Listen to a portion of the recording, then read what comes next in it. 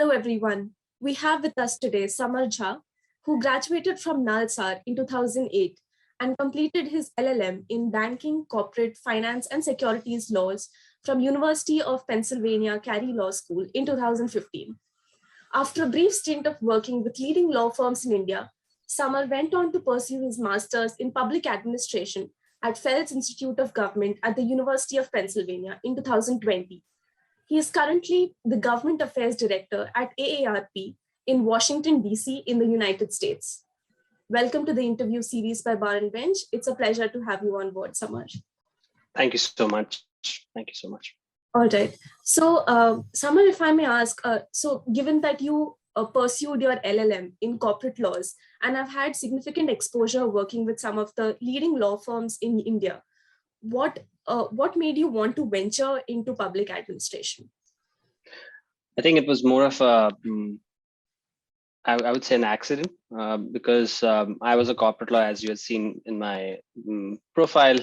When I was at Nalsar, I followed what the normal, not normal path, but a lot of my classmates followed was go into corporate law, join big tier law firms.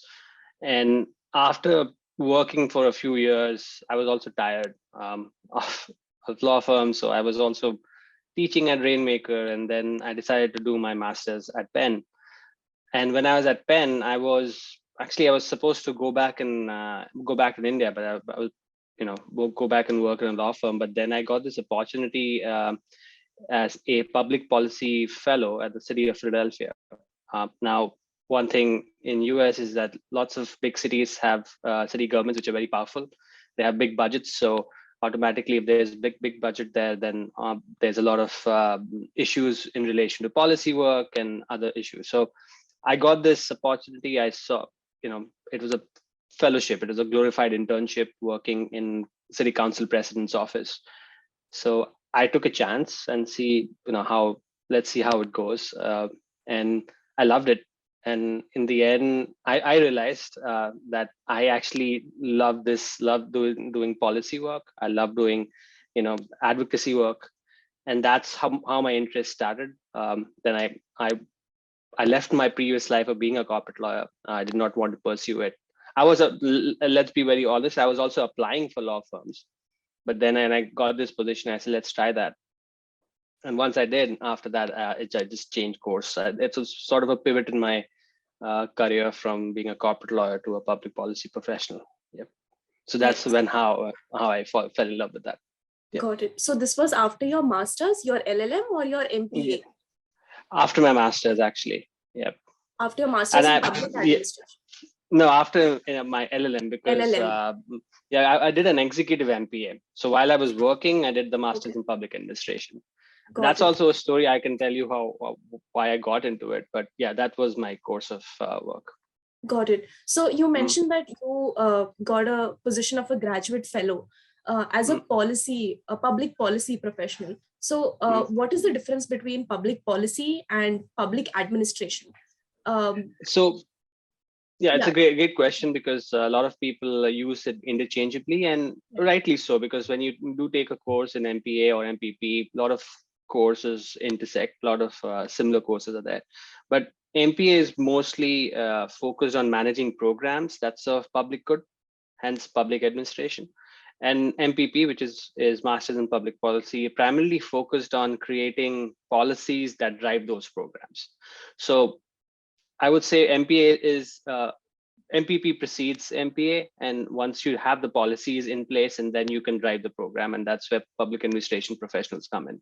So that's the basic difference. But more or less, when you do a MPA course or an MPP course, you sort of do similar courses, same quant courses, similar electives may be different, but most of the core courses are very much similar when you do take an MPA or an MPP course. Got it. And Samar, what led you to actually venturing into public administration? Why did you think of taking the Masters in Public Administration course?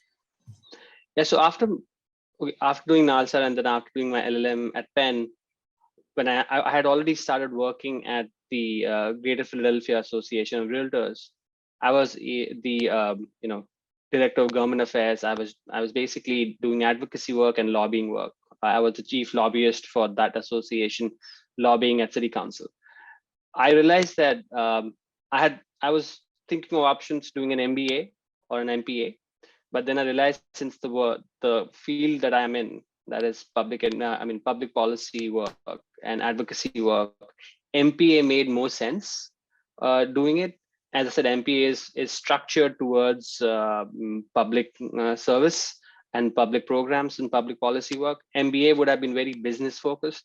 I know that I did not want to get into in the corporate world again.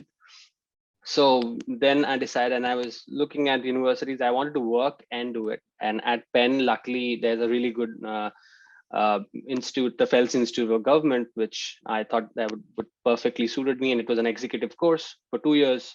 So I was working and taking that program. And once I graduated in 2020, and then things happened after that again.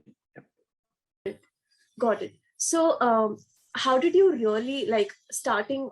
If you go back to your days when you were in the US, how did you actually secure opportunities to work in the United States in positions of public administration? How difficult, and also how difficult was it to shift base to the United States? It was difficult in the sense that, coming from India, and as I said, I was initially looking to join as a corporate lawyer either in a New York law firm, or probably go back to India and work. Most probably, I would have ended up somewhere in Bombay, Delhi, or Bangalore, and one of the law firms. But then, while I was doing that, I realized that I also need to shift focus in terms of finding jobs.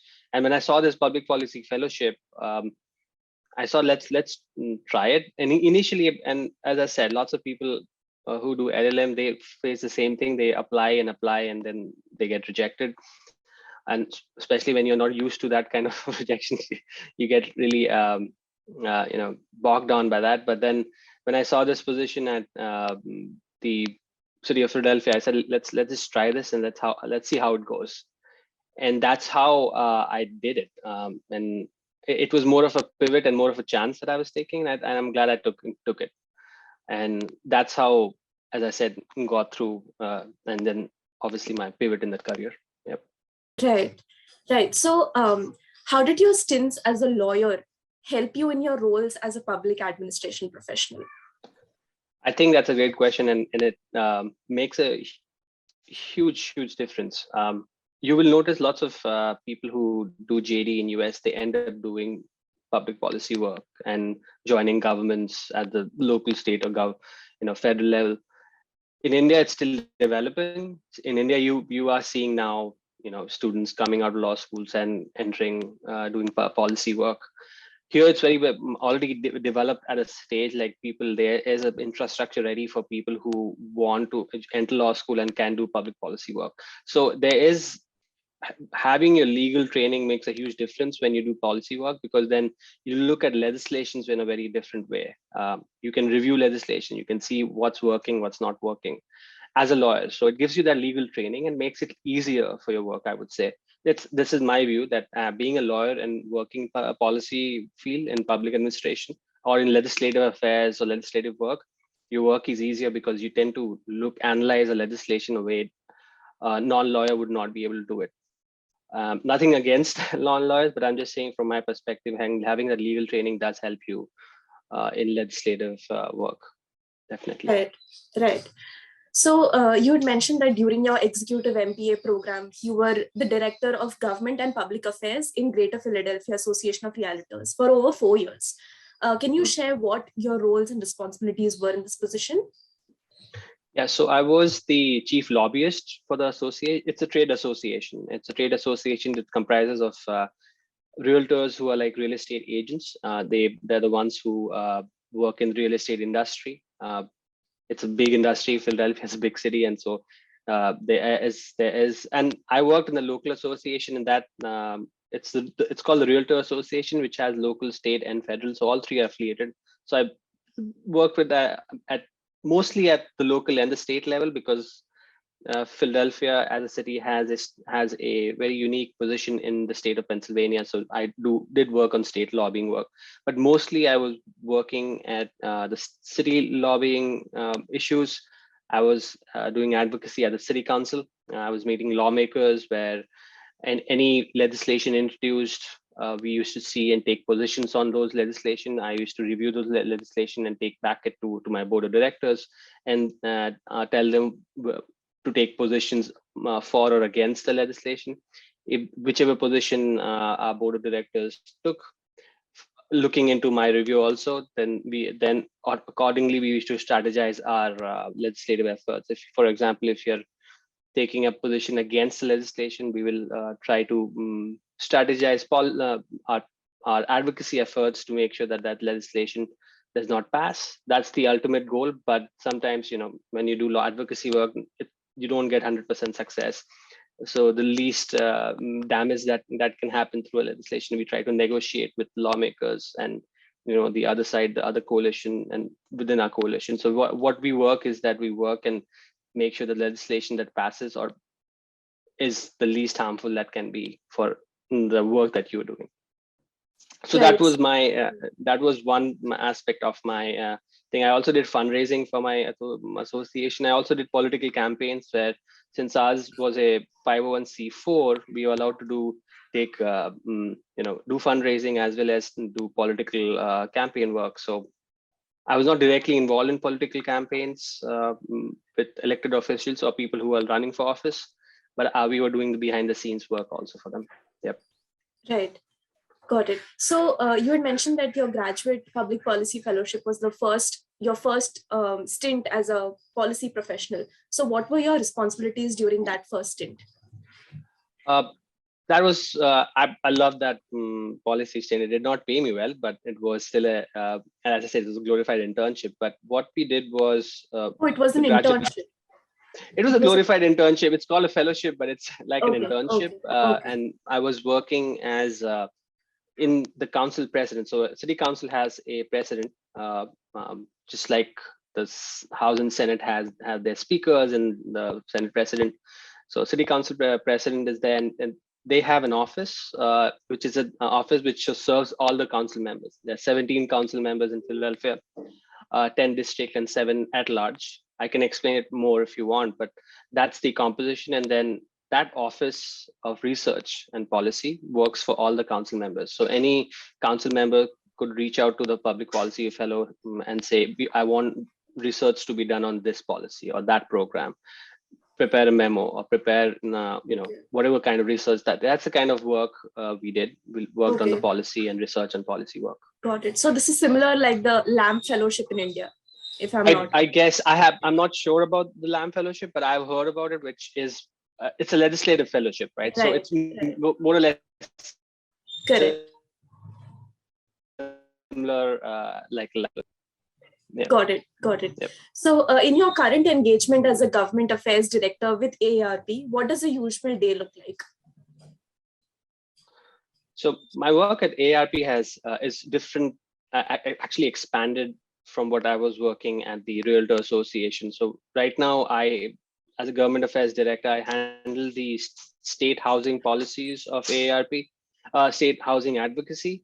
So I handle advocacy for all the 53 states, out of 50 states and 3 state offices, 50 states, and then you have Puerto Rico, American Virgin Islands, and DC. So any housing issues that come up, housing or land use or public spaces issues that come up in our state offices, AARP has its own state offices, and the advocacy will come through me. I work with my state offices on the state housing issue and the local housing issues, and come up with strategies to advocacy and see what position we take, and then we work with them to strategize to pass a legislation or stop a legislation or negotiate legislation or even draft legislation. So my work has also helped me, not helped me, but I've worked on legislation where we have drafted the legislation for a local government at the city level or state level.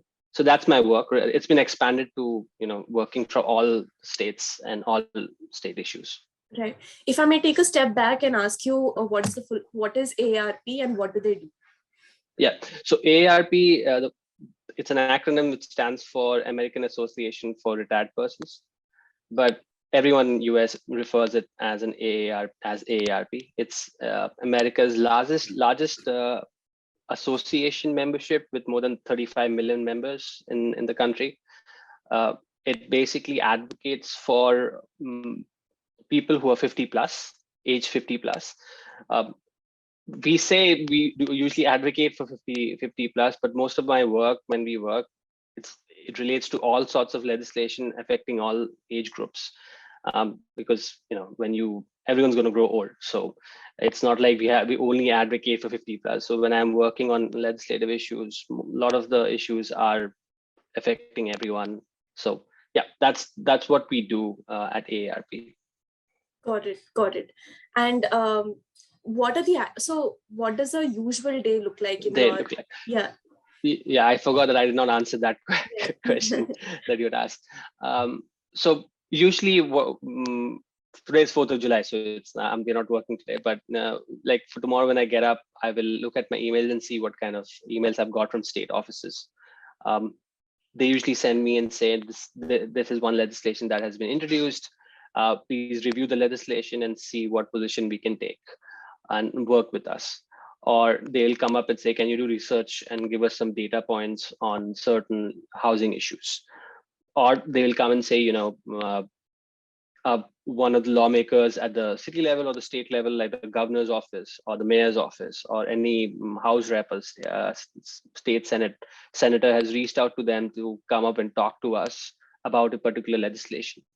So it's a pretty interesting day for me. Can range from talking to lawmakers at city level, county level, or state level. Sometimes at the federal level also. Uh, Talking to lawmakers or talking to their staff members. One thing we have to realize that the staff, talking to staff is more important than talking to the lawmakers, because those are the gatekeepers, and we usually work with the staff of a lawmaker. We may meet the lawmakers and talk to them, but it's usually the staff of any lawmaker who we primarily work with. So that's the day it looks like. And after that, reviewing legislations, talking to the state office and taking positions on legislative issues, and I love coming up with strategies to work on the legislation, like what is going to work, what is not going to work. Because when I review a legislation, I will give them language also. As I said, this is where your legal training comes Right. help, right? So you have the legal training to come up with language for a legislation. So when I review a legislation, I will look at it and say, okay, this is how we can change the legislation and make it better for us, or this is something which has to be deleted. So I always look at 3 levels, like what is the best scenario, what is acceptable, and what is unacceptable in terms of our work when I review legislation. And then we come up with strategies, and negotiation is really important, what you can Right. give and what you can take. So it's Right. just like when you're negotiating a contract in corporate law, when you're negotiating a contract, what you give and what you take, it's similar in when you're negotiating a legislation also. Right. So like a So lot of that's my work. attributes.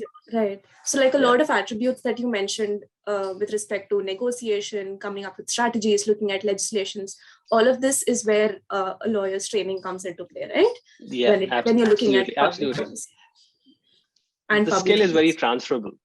Right. Yeah, the skill is very transferable. So if you have been a corporate lawyer, if you have been a litigator, if you have worked in a in-house as an in-house lawyer also, you have the legal training to look at legislation and come up with legislative Right. language, also negotiate, like what is good for you and what is not good for you, and Right. how to negotiate. That skill is very transferable, which will help you in this field also. Yeah. Right. So are there any other attributes a prospective applicant of an MPA course must exhibit to know whether this is a field that would suit them best? So the good thing about MPA or an MPP course is that varied people who have different backgrounds take it, just like an Right. MBA, right? You are seeing a lot of law school students, taking up CAT and joining IMs and all. Similar here, there's lots of law students pivot from law school and entering MBA, doing MBA or MBA. So I wouldn't say there's a specific attribute to for an MP or an MPP course, but you will have some quant study. You will have some, you have to go to statistics, economics course. Like I took some interesting economics course when I was an MPA. Even though you take economics when you are in a 5-year LLB, but then again, this is a graduate level thing in US, which again you have to go through that grind. So one has to be prepared that when you're entering to do an MPA or an MPP, you will have to go through some quant work. It's not tough, to be very honest. It's not tough. They make sure that all people from all backgrounds can take those courses. So be mindful of that. Be mindful of that. It's also, you will have to go through it, but it's not not tough. The attribute also would be that being a lawyer, you will, when you take your electives and MPA, MPP, be mindful of what kind of electives you want to take. What if you want to become a public policy professional or a public administration professional, you need to understand that the electives will matter. Because, for example, I was in government affairs, I was in government relations, public policy work and advocacy. I wanted to take courses which was related, electives to related to my field.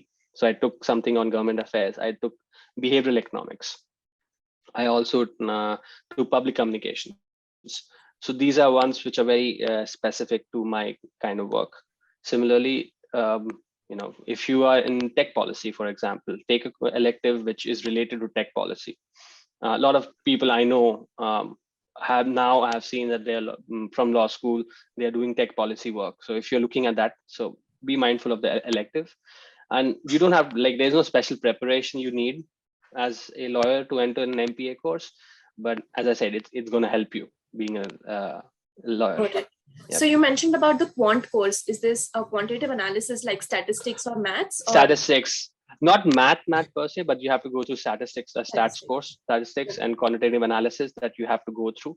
Those courses are like core courses where you have, just like an MBA, as I said, MBA, MPA, the courses will be also very similar because what is MBA? MBA is catered to a corporate structure, catered to business administration, catered to how you administer a company or how you work in a company. Similarly, public administration is how you work in a public service. It's all these city governments all have a budget like $5 or $6 billion. Similarly, a company has that. So you're managing, instead of company, you're managing a city. So the courses will be very similar, but some MPA is very catered towards public service, where MBA is very business focused. Right. So, right. Yeah. So what advice would you have for students or lawyers wanting to make inroads into public administration or public policy for that matter? Advice would be, as I said, I'm one of those people who accidentally got into this thing, right? I was a corporate lawyer, but then I found something which I really enjoy. But if you already know that you love policy work, if I knew back in India, I would have also done similar sort of internships and work. And back in 2008, there was not a lot of choice, but now there's have LAMP fellowship. I don't think so. Back in 2008, when I graduated in ALSA, there was a LAMP fellowship. If there was, I didn't know about that, or I was not interested. But now there's a lot of opportunities students have in India and in US where policy work is there. So if you are interested in that, do internships accordingly. And if you are going to work there, and also remember, they don't pay that much compared to what corporate lawyers get. Okay, even in US, it's the same. My friends who are working in corporate law firms in US, obviously the pay is really high, but the work is very fulfilling. Similarly, in US and in India, if you're working on policy issues, you are making a huge difference. That I can tell you, because you're working on legislative issues which affects people's lives. So positively, hopefully, every time that you work on. So yeah, I would. I forgot the question. Your question was what kind of advice you want to give to the students. Yeah, I would just say, if you already know that you want to do policy work, structure your internships and structure your where you want to apply to work accordingly. And if you want to pursue an MPA or an MPP course, look at universities. I think in India also uh, uh, you have I think good schools coming up Yes. which There's Azim provide Premji. yeah they are, I don't know the name of the university. Azim Premji was a Azim new Premji, NLS, yes. All of them have. and less has so it's good. I mean those are good universities who are providing these courses, and if you want to do that, pursue that. And sometimes I can also tell you don't have to do an MPA to do policy work. A legal training is adequate also, that you have the legal training, but again, if you are interested, structure your internship accordingly to enter that field. And what about somebody who is already a lawyer and wants to, shift course and Pivot. right? Pivot. um, yeah, that's a great example that I can give is that I did that. If you want to do that, it will require you to sacrifice one bit, like forget about the previous career that you have as a corporate lawyer, for example, and you want to pivot to start working on public policy issues, find opportunities that align with the work that you want to do. Like city council fellowship was something I took a chance on, and then from there it took forward to what I am doing now. Similarly, if you see an opportunity like a LAMP fellowship, I know it's for graduates, the students who graduate, but if there is a similar fellowship requirement, if there's any think tank, I know Vidhi, one of my very close friends, is a founder member of Vidhi. Vidhi does some good policy work, and so if you want to do that, pivot to that, and you don't actually have to completely change your background. Even corporate law requires policy work. Even corporate law has to be, if a business any company's act has to be passed, someone has to develop policy and someone has to pass the legislation, so someone has to advocate for the change. So there can be advocacy and policy issues within corporate law also. So identify that all the tech policy, all environmental policy. So if you're already working in a field and you want to pivot to the policy side of it, you can still do it without completely changing your career. Right. Got it. This was a very insightful session, Samar. Thank you so much for sparing time and Sure. deciding to speak to us. Yeah, I mean, I'm really interested in if people and students who really want to enter this kind of field, and I would love to see more law students from India entering policy work wherever in India or in US, wherever they want to work. But yeah, it's an interesting field. I hope people listening to me can. I'm happy to also discuss with people who actually want to connect with me and talk to them about if they want to learn more about policy work. Sure. Great. All right. Thank you so much, Samar. Yes, it was a pleasure having you. Yes. Thank you. Subscribe to our YouTube channel and click the bell icon.